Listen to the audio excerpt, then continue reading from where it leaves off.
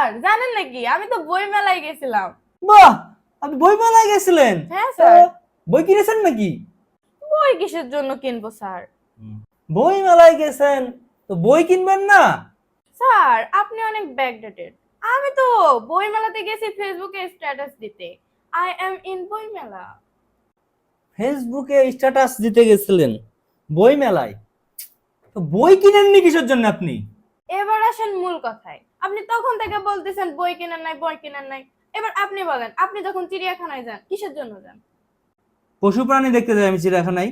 আপনি পশু পাখি দেখতে যান। আপনি কি সিংহ কিনে নিয়ে আসছেন, বান্দর কিনে নিয়ে আসছেন?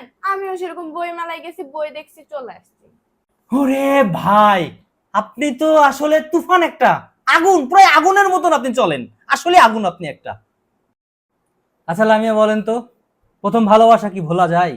না স্যার, কি বলেন? ও ভোলা পর্যন্ত যাবে কেন, ফেনী পর্যন্তও যায়। আরে ভাই, ভোলা, ভোলা মানে ওই বরিশালের ভোলা না। আমি বোঝানোর চেষ্টা করেছি ফরগেট ভোলা, মানে ফরগেট, ভুলে যায়, ওটাকে বোঝানোর চেষ্টা করেছি আপনাকে। আরে আমি ইংরেজিতে বলেছি নাকি? আগে জানলে ইংরেজিতেই বলতাম। হ্যাঁ, বাংলায় পারে না, আবার ইংরেজি জিজ্ঞেস করলে ইংরেজিতে বলতে হচ্ছে ভোলা যায় কিনা। আচ্ছা লামিয়া, গরুর উপরে একটা রচনা লেখেন তো, ঝটপট লিখে ফেলেন। গরুর উপর রচনা? আচ্ছা স্যার, আপনি আমাকে একটু সময় দেন, আমি এখনই লিখে বলতেছি।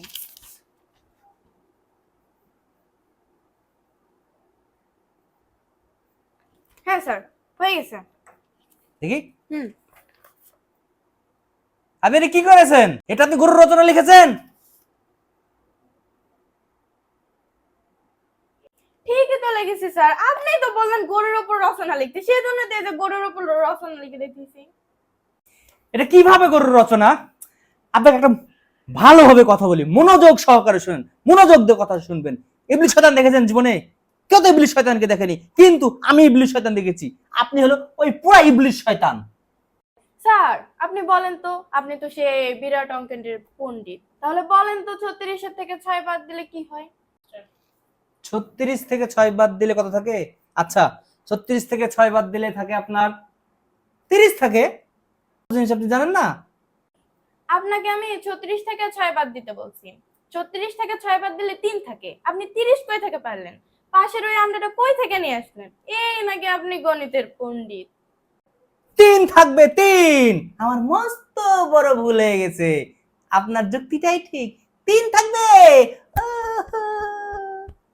স্যার জানেন নাকি যারা ভুল করে ক্ষমা চায় তাদেরকে কি বলে? আহ, বুদ্ধিমান বলে, বুদ্ধিমান বলে। স্যার আপনি 100% সঠিক বলেছেন। এবার বলেন তো, যারা ভুল না করেও ক্ষমা চায় তাদেরকে কি বলে? না, জানি না তো আমি, আপনি বলেন। বয়ফ্রেন্ড। তাই নাকি? ফ্যান্টাস্টিক, ফ্যান্টাস্টিক বলেছেন। স্যার আপনি জানেন নাকি কি হয়েছে, কি জানবো? বাংলাদেশের ওজন হচ্ছে 87 কেজি। এখান থেকে ভাগ। বাংলাদেশের ওজন 87 কেজি হয়েছে। এই কে বলেছে বাংলাদেশের ওজন 87 কেজি? ও মা স্যার, বাংলাদেশে 87,000 গ্রাম আছে না? তো কি হয়েছে? তাহলে কি বাংলাদেশের ওজন হবে 87 কেজি? এই, যা যা যা যা, 87,000 গ্রাম বলে 87 কেজি হয়? আরে ফাজলামো কাজ জায়গা পাই না, যা।